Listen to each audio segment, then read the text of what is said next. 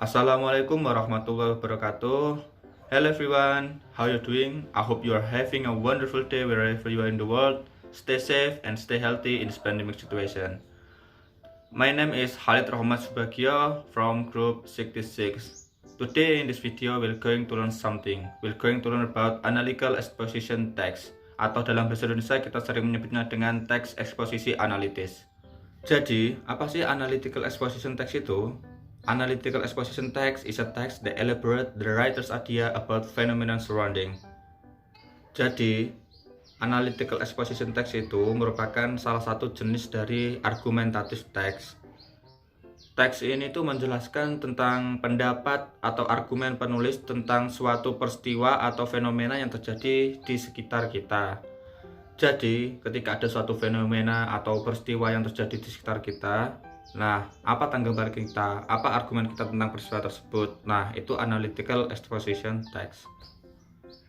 Exposition text can be found in many forms, such as newspaper article, letters, legal defenses, political leaflet, essay, editorial, and of course so many more. So, if you want to create a good argument, we have to learn about this analytical exposition text. Setelah definisi, kita lanjut ke social function atau tujuan dari text analytical exposition ini.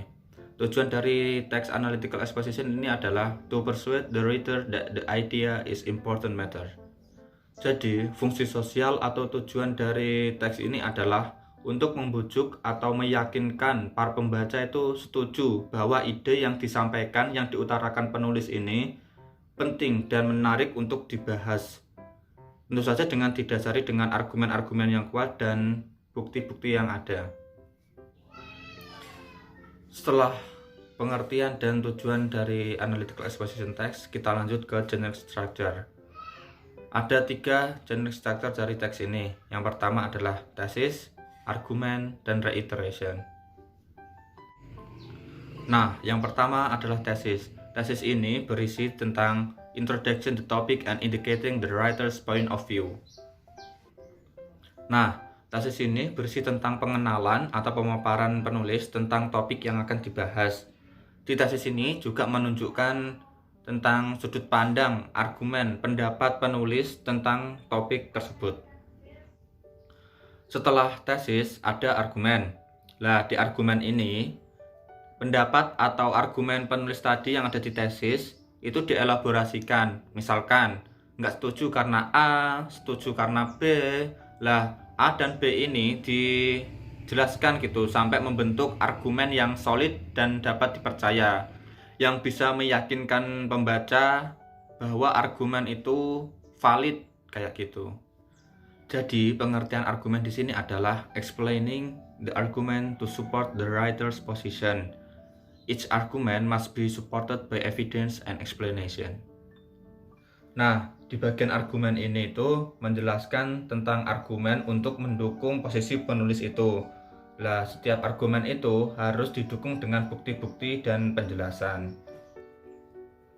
Nah, setelah itu baru deh muncul reiteration. Reiteration ini adalah bagian yang berisi kesimpulan. Nah, di bagian ini itu ditekankan kembali apa yang disampaikan penulis dan keberpihakan penulis dalam topik ini itu apa. Nah, seperti itu.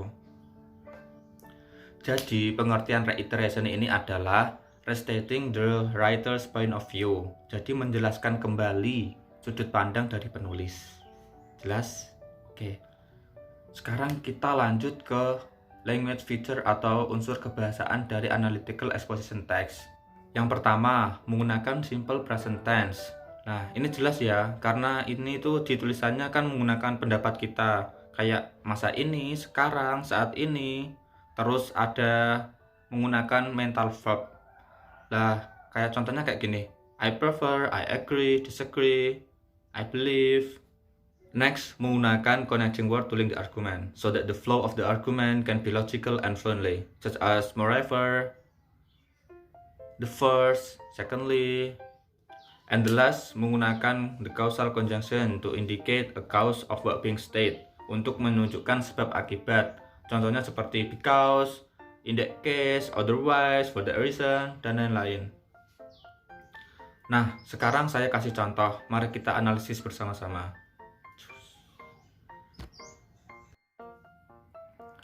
Nah, ini merupakan contoh dari analytical exposition text. Mari kita analisis bersama-sama. Yang please stay at home ini jelas ya, ini adalah judul dari teks ini.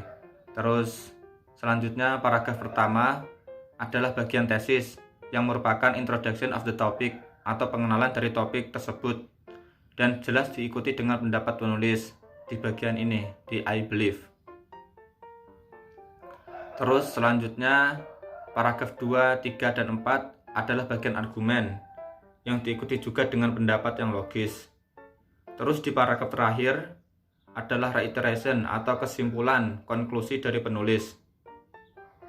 Selanjutnya kita lanjut ke language feature-nya. Yang pertama menggunakan simple present tense. Jelas ya, di situ ada I believe people should stay home to stop the pandemic disease. Terus yang kedua menggunakan mental verb.